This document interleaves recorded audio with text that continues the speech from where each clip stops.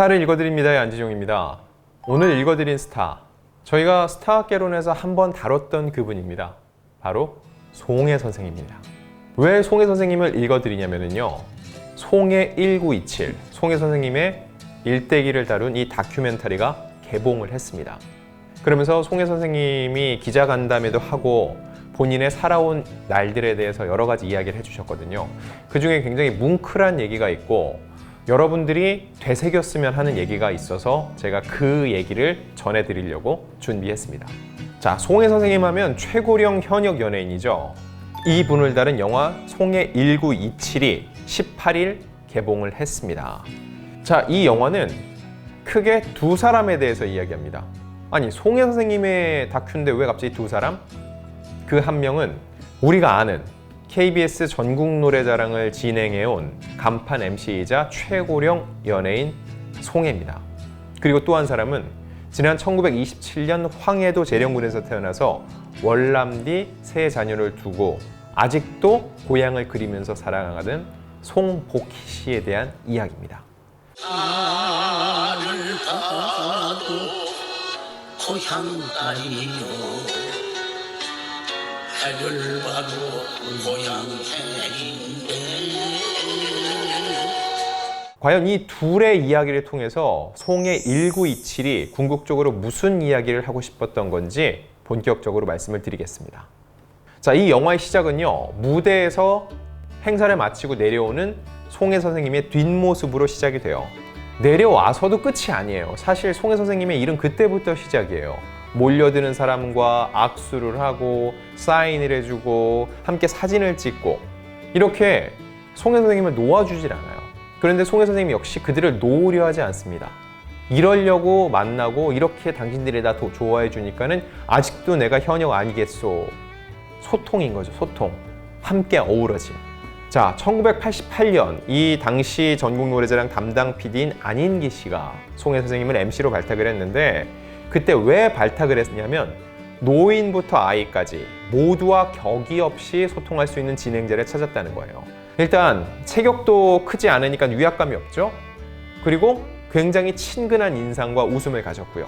코미디언 특유의 재치와 순발력이 있어서 비방송인들, 비연예인들을 대상으로 하기 때문에 돌발 상황이 굉장히 많은데 이걸 재치 있게 넘길 수 있는 사람이 필요했다는 거죠. 결국 그 적임자로 송해 선생님이 낙점이 됐던 겁니다. 그런데 이런 송해 선생님 영화를 보다 보면은 굉장히 힘든 시기가 많았고, 게다가 본인도 직접 기자간담회에서 얘기를 했습니다. 극단적인 선택을 하려던 시기가 있었다고요. 이미 90이 넘었어요. 송해라는 사람이 이렇게 아직까지도 웃으면서 살 수 있는 거는 평생 근심 걱정 없이 웃으면서 살았기 때문 아니겠소 할 수 있는데, 유랑극단 시절에 살기 위해서 발버둥 치던 때가 있었대요. 그때 건강을 해치게 돼서 병원에 6개월 정도 입원을 했다가 다시 마음을 추스렸는데 그 과정이 너무너무 힘들었다고 해요. 그러면서 결국은 극단적인 선택을 실제로 실행에 옮겼다는 겁니다. 그때 남산 낭떠러지에서 뛰어내렸는데 구사일생으로 나뭇가지에 걸렸다는 거죠. 그래서 결국은 다시 돌아오게 된 순간을 얘기를 했습니다. 그거에 대한 송해 선생님의 고백을 들어보면은 남산 팔각정에 올라가서 마음으로 빌고 빌면서 가족들에게 미안해하면서 눈 꼭 감고 뛰어내린 게 오늘 이 자리에 만나려고 왔나 보다. 이 오늘 이 자리는 송해 1927의 시사회 이후 진행된 기자 간담회 자리였습니다. 그러면서 소나무 가지에 걸려서 가정으로 돌아온 그 순간이 기억난다. 그래서 한참 자라는 아이들에게 또 기회를 줬구나 생각이 들었고, 그리고 제가 희망의 끝을 놓지 않고 온 게 오늘까지 왔다고 생각을 한다고 고백을 했습니다. 그때 정말 하늘이 도와서 살아났고, 이게 더 열심히 살라고 하늘이 한 번 더 기회를 준 거라 받아들이고 그때부터는 진짜 열심히 살았다는 거죠.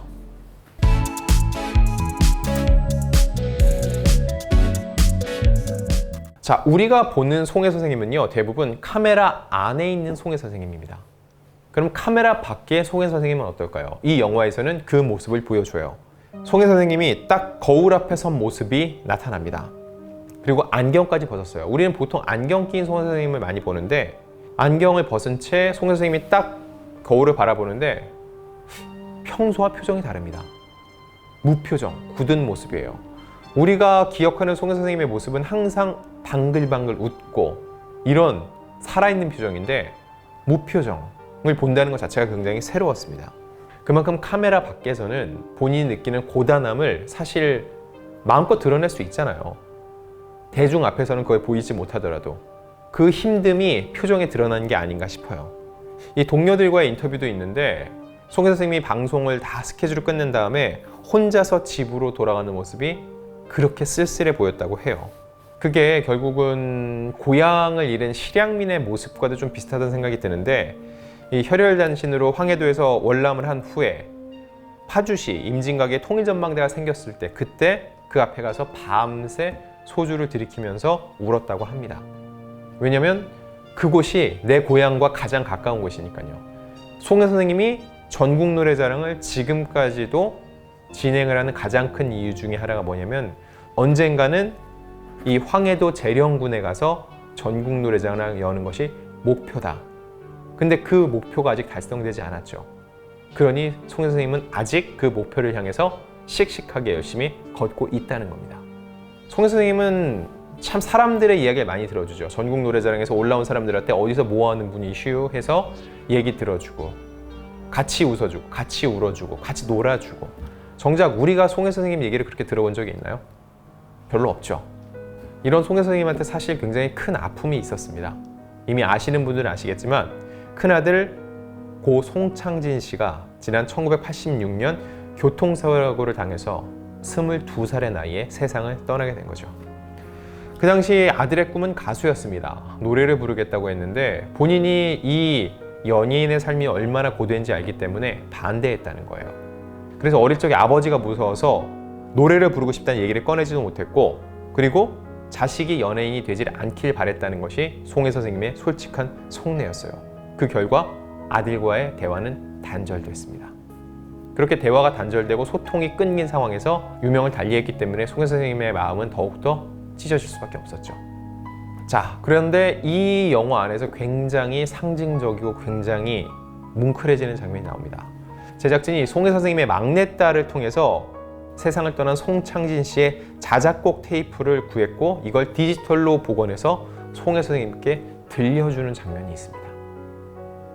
스쳐 지나가는 세월 속에로 시작되는 이 노래인데 굉장히 힘있고 아직은 아마추어지만은 열심히 부르려는 그런 감정이 잔뜩 담긴 노래인데 이 아들의 떨리는 목소리를 들으면서 결국 송혜 선생님은 눈물을 흘렸습니다.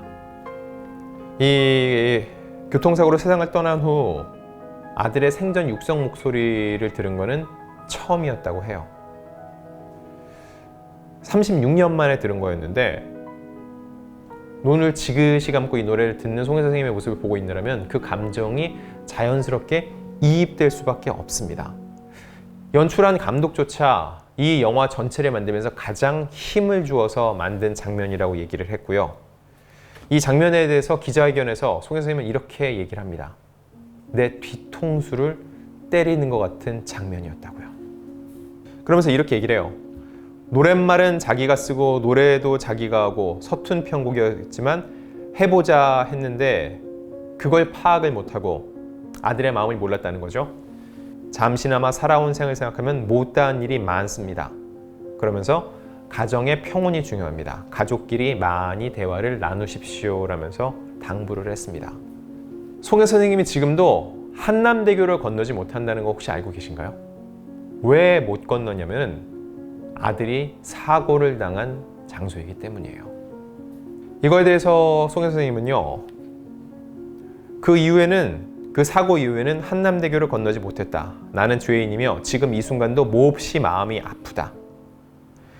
부모는 자식을 사랑하면서 자식이 원하는 것을 할 수 있도록 밀어줘야 될 의무가 있다고 얘기를 하셨습니다. 본인은 그 의무를 다하지 못했다는 그 책망이 아직도 스스로에게 남아 있다는 거죠.